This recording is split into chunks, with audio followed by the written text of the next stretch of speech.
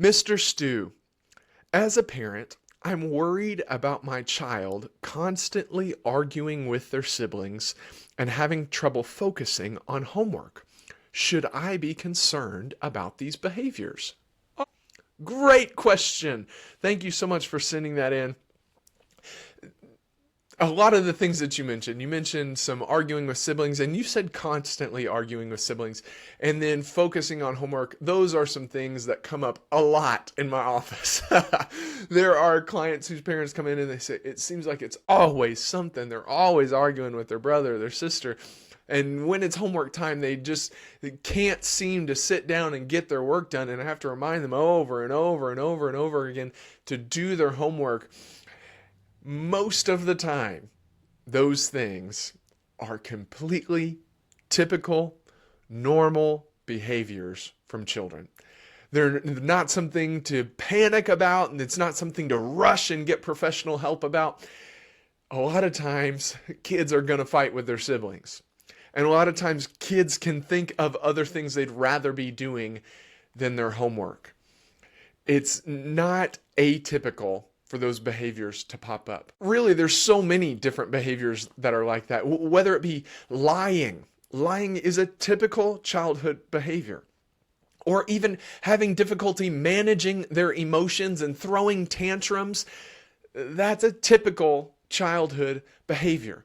That doesn't mean just accept it and don't do anything about it and just allow the child to do whatever they want to do. But it does mean take a breath, because most of those things are typical for childhood development. You did mention that it was constant arguing with a sibling.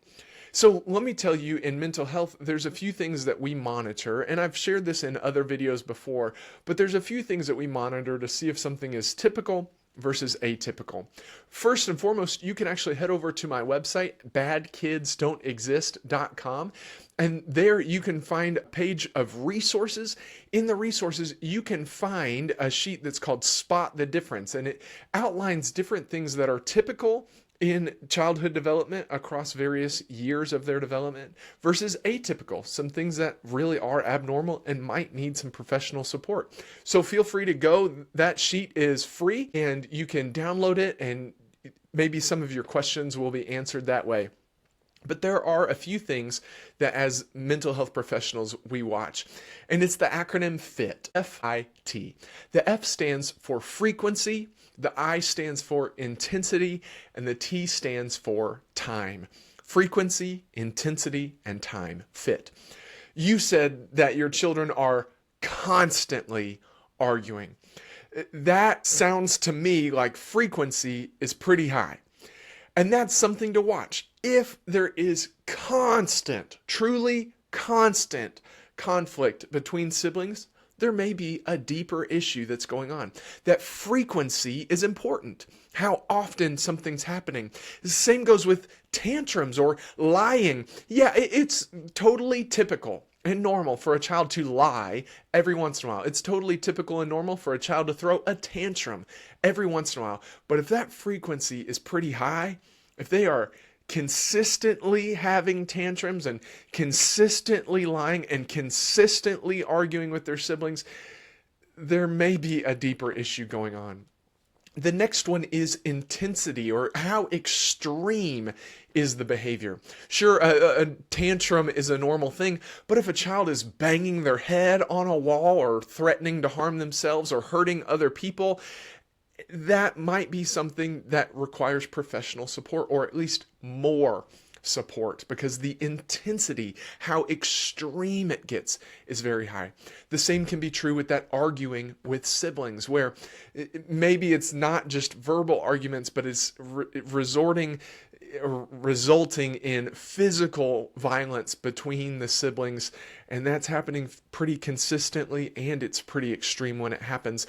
There may be a deeper issue there that requires more support. And then finally, time, or how long the thing lasts. Again, totally normal and typical for a child to throw a tantrum.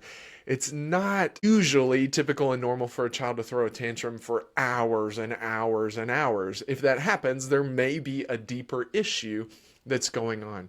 Those are some things that you can watch in your child, is some of these typical, yes, frustrating, but typical childhood behaviors come up, is watch how often they're happening, the frequency, how extreme they get, the intensity, and how long they last, the time. If for negative behaviors, those things are going up, it's happening more frequently, more intensity, and lasting longer, it may be time to seek some professional support. If for positive behaviors, the frequency is coming down, it's happening less often, less extreme, and lasting for less periods of time, it may be time to seek some professional support.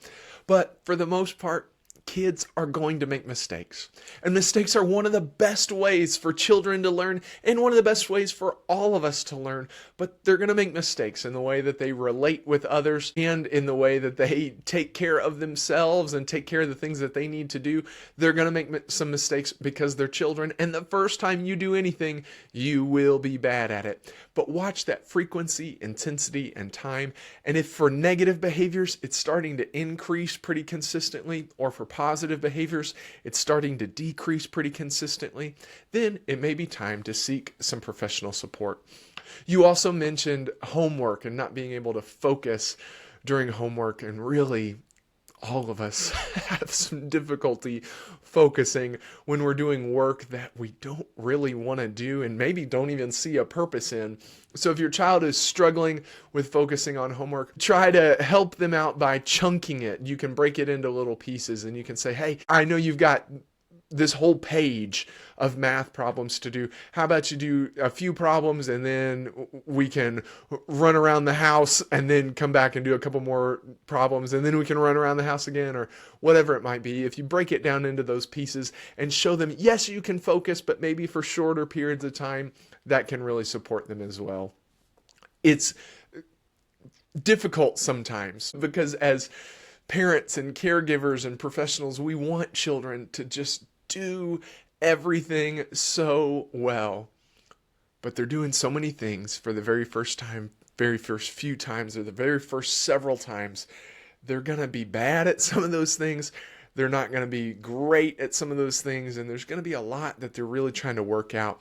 And really, that's true of all of us. So give them some of that grace too, and then monitor that frequency, intensity, and time, and see what comes from it. You can also make sure that you go to the website badkidsdon'texist.com and download that Spot the Difference sheet so that you can understand a little bit more about typical and atypical childhood development. Thank you so much for writing in that question.